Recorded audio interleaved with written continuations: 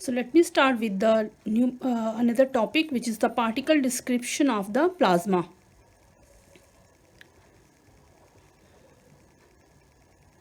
So as we know that the plasma is composed of large number of charged particles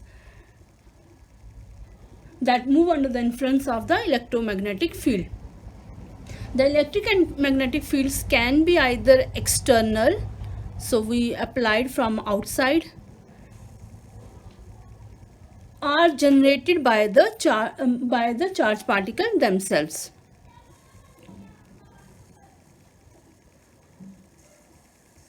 A large part of the collective plasma phenomena can be understood in terms of single particle motion.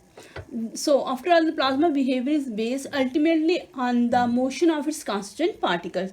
So single particle description is very important in studies of high energy particles in low density plasma, where collisions are very infrequent. So it is low density, so collisions are infrequent, and the external magnetic and electric field are much stronger than the field generated by the motion of charged particles.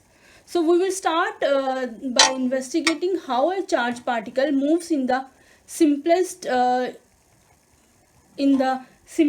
magnetic field configuration, the static. And so when we apply, what will happen when we apply the external magnetic field in absence of electric field? When both are present, so electromagnetic field. So let's start with first motion of charged particle in uniform magnetic field. So where the E is 0, so electric field is absent. So first we assume that there is no electric field. It means, so we know from the force equation of a motion of charged particle, that is F is equal to Q E plus V cross B. So we are assuming that E equal to 0, which becomes F is equal to Q V cross B. Or I can also write F instead of M dV upon dt, which means F is equal to ma. This we know, since we know F is equal to ma, so I can write it like this, Q V cross B. So let it be number 1, let it be number 2. Now taking Z to be direction of the B, so B is equal to, I can write BZ, so direction of the magnetic field along the Z axis. So we have the components like M dvx upon dt is equal to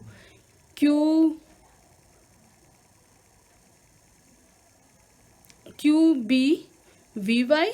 So if you take this v cross b, that is vx vy vz bx.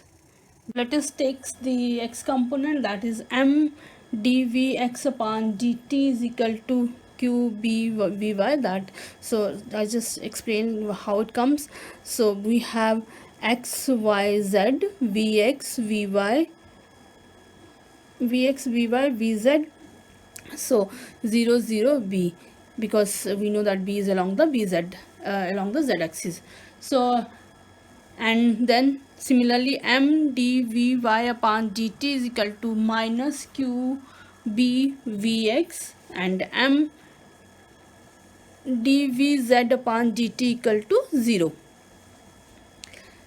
So further I can write dvx upon dt is equal to qb upon m vy, dvy upon dt is equal to minus of qb upon m vx, and dvz upon dt equal to 0.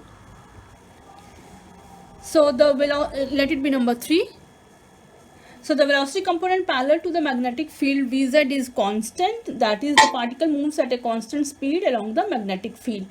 So let's take the differential of equation 3. We will get d2vx upon dt square is equal to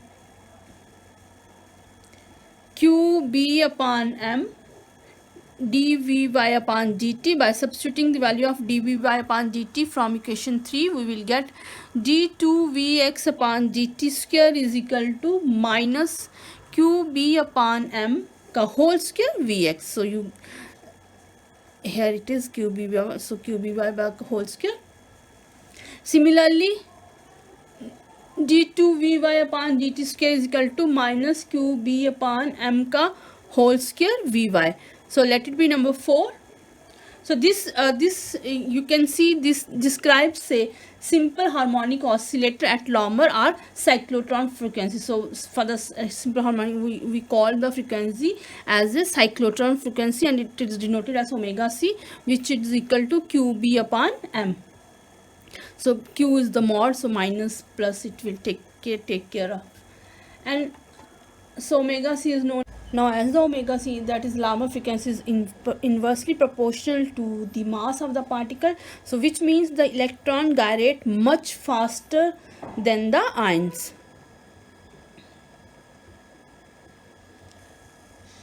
So let the solution of equation 3, it was like this, vx dot y qby. So let the solution of equation 3 can be written as, so vx is equal to v perpendicular e iota omega ct, where v perpendicular is a positive constant denoting the speed in the plane perpendicular to the magnetic field B. And similarly vy is equal to, I write m upon q b dvx upon dt, which means dvx I can put 1 upon omega c, qb upon m is equal to omega c, so it is inverse, so I can write dvx upon gt की value, dvx upon gt is qb upon m, so it is the I can write iota v perpendicular e I omega c t. So now let it be number 5 and let it be number 6.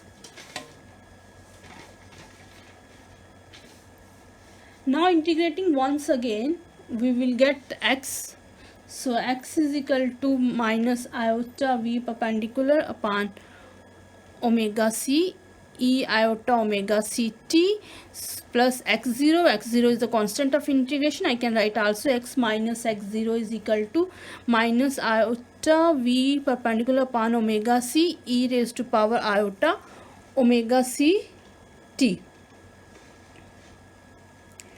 Similarly, y minus y0 is equal to iota v perpendicular upon omega c e iota omega c t. So let it be number 7. Now we define the Larmor radius, which we can write as RL. Larmor radius is equal, which is v upon omega, so velocity upon frequency, so it is mv perpendicular upon qb, where omega c is qb upon m. So let it be number 8.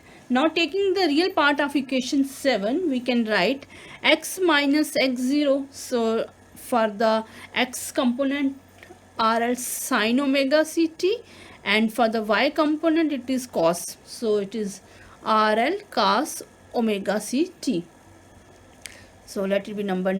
So equation 9 describes the circular orbit around a guiding center, which is the x0 and y0, which is we also called as origin, and it is fixed. So the direction of gyration is always such that the magnetic field is generated by the magnetic field generated by the charged particle is opposite to the externally applied field.